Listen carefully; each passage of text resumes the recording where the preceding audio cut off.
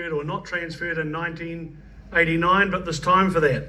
Now the Minister wants the economic, conservation and mineral value of stewardship land evaluated by DOC.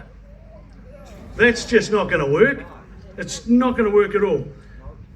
Despite this land not being wanted by DOC in 1989, it will now assume godlike values for conservation, and it's going to be a battle like you wouldn't believe if that process is followed.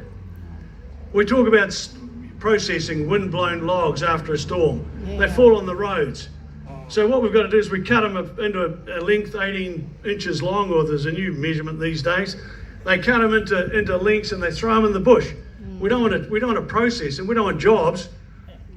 For heaven's sake, a local bill was produced. It couldn't get past the Speaker of the House. Now, New Zealand First and National both support the intention of the bill. We don't know until it goes through the House what will happen, but it's the politics that have blocked the process. Don't mention coal, they said to me. Whatever you do, don't mention coal. I want to talk about coal. What logic drives politicians to call out, stop mining coal? Stop mining coal, while continuing the importation of dirty, low quality coal from Indonesia that keeps Huntly Power Station going for the people of the cities. We don't need it. What on earth, what logic makes people think like that? And it's increasing the world's carbon footprint. It's not decreasing it. If there was a good reason, we could listen. It's exporting coast jobs, it's exporting our jobs, and it's exporting our income, while the global position remains unchanged at the very best, or probably is declining.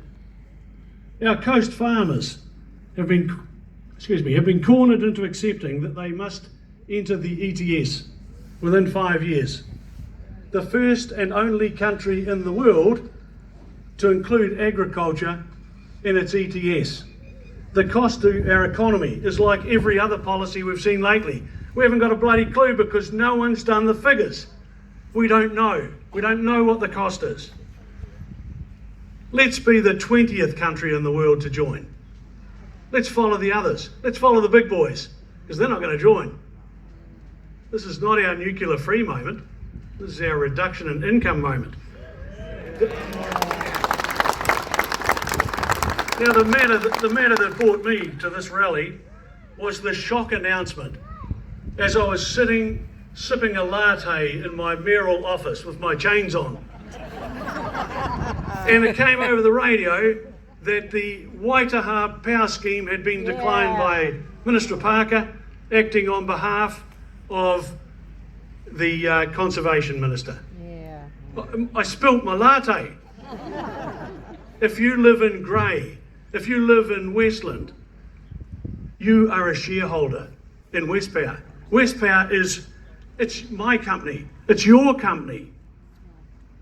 And Westpower has worked diligently for over 5 years to bring this project to fruition. And we get to the final hurdle, and the final hurdle is the Minister. He wasn't even elected. No. Like, he wasn't elected. Oh, I thought we were going to keep the troublemakers out of this. Now, Westpower has the support of the 4 councils, the total support. Westpower has the support of iwi, and you've seen a strong iwi presence here today. They have the support of the Conservation Board. Pretty straightforward.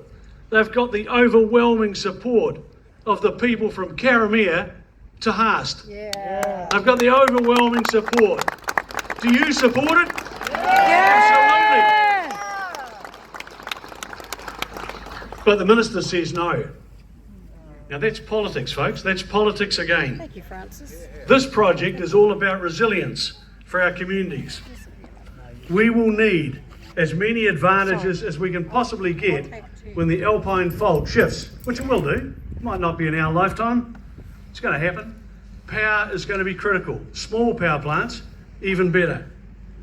Now, never in New Zealand history have we seen the transfer of power from local communities for everyday activities going to Wellington. We've never seen such a transfer, because this transfer of control is driven by ideology.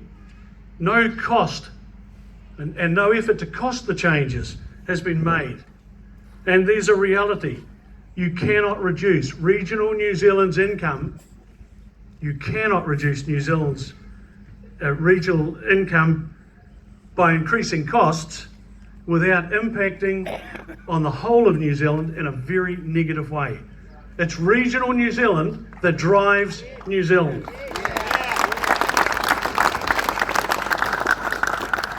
Now, coasters, it's politics that have got us into this position.